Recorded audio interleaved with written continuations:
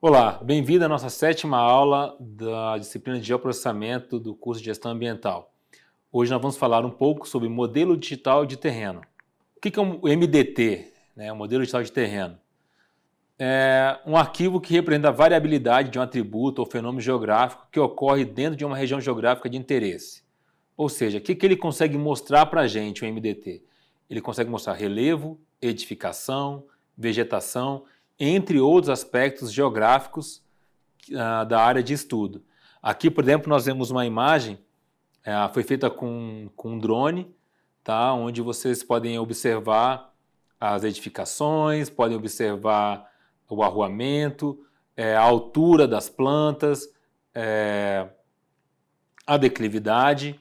Então, isso é um tipo de MDT obtido a partir de uma estereoscopia digital de imagem em um voo feito por drone. Antes da gente dar prosseguimento, é bom a gente tentar diferenciar o que é MDT de MDS, ou seja, o que é o modelo digital de terreno do modelo digital de superfície.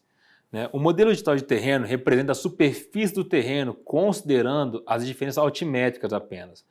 Ele pode ser chamado também de modelo digital de elevação, quando as cotas altimétricas são atreladas a um modelo geoidal, por exemplo. Tá? Ou seja, quando é uma cota altimétrica real. Então, o MDT ele representa o relevo, desconsiderando árvore, edifício, postes, torres, etc. e tal. Já o modelo digital de superfície representa a superfície do terreno e de mais estruturas existentes, como edifício, árvores, torres de telefonia, torres de energia e por aí vai. Então, a gente tem que ter cuidado quando a gente for trabalhar com esses dados, porque dependendo da informação que a gente necessita, pode trazer informações incorretas. Na imagem abaixo a gente mostra a diferença de MDS e de MDT. O MDS vai medindo o telhado da casa, vai medindo a altura da torre. O MDT não, o MDT vai medir somente o terreno, ou seja, o solo, as rochas, tá? É o relevo real da superfície terrestre. Bom, e como é que a gente gera, como é que é a geração desses modelos digitais de terreno, né? Seja ele um modelo de superfície ou um modelo de elevação? Nós temos duas formas, uma é a partir do grid, né, que é um modelo matricial. O dado é um dado raster com coordenada conhecida.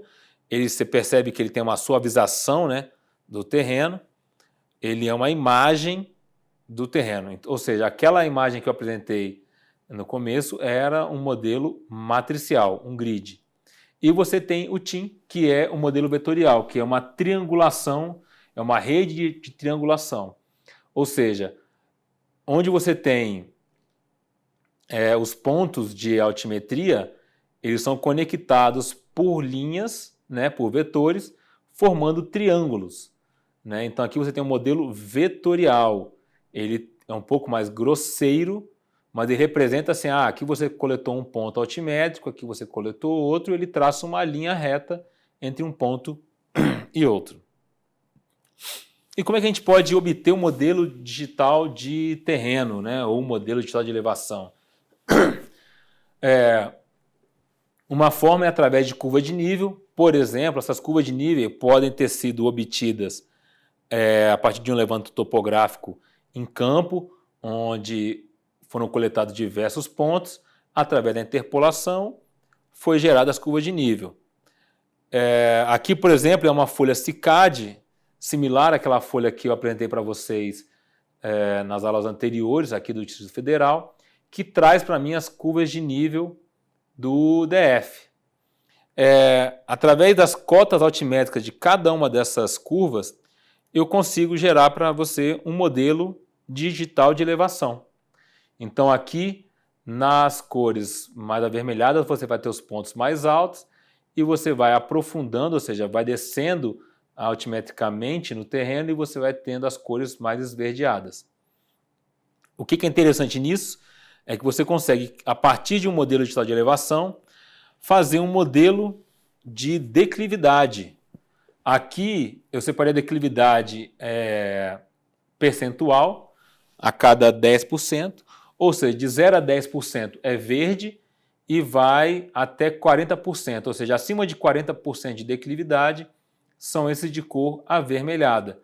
Então, numa análise para uma gestão ambiental de um condomínio ou de um parcelamento urbano grande, num projeto urbanístico, por exemplo, um modelo de declividade consegue te informar quais são as áreas aptas ou inaptas para a implantação de um parcelamento urbano. Ou, na implantação de um pivô central numa área agrícola, você consegue identificar quais são as áreas que são mais planas e mais adequadas para você implantar um pivô central. E aqui nós temos um outro modelo, aqui é um estudo que eu realizei num condomínio aqui em Brasília, onde eu fiz um levantamento com o drone, e aí mostra um modelo digital de terreno, aqui a imagem aérea em si, né? São 2 condomínios e uma área de vegetação próxima. Aqui eu fiz um modelo digital de terreno em cores cinza, eu coloquei um certo nível de ajuste para poder visualizar melhor, mas aqui nós estamos com um modelo digital de superfície. Por quê? Porque eu não fiz a limpeza das árvores, das casas, dos muros. Então aqui nós temos um modelo digital de superfície dessa imagem, tá? E que quando a gente gera as curvas de nível, aí obtém as coisas dessa forma. Vocês podem perceber que onde era o condomínio, onde tem as casas, você tem um adensamento de linhas muito grande, porque no meu modelo digital de superfície,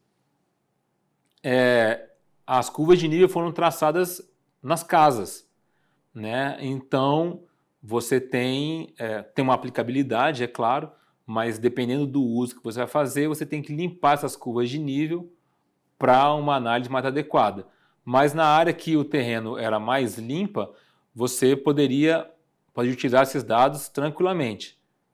Tá? Então aqui eu mostrei para vocês como é que eu faço para, a partir de uma curva de nível, chegar no modelo digital de elevação, e aqui o contrário, né? A partir de uma estereoscopia digital, a geração de modelo digital de superfície e a geração das curvas de nível. E quais são as aplicações do modelo digital de terreno para a gestão ambiental?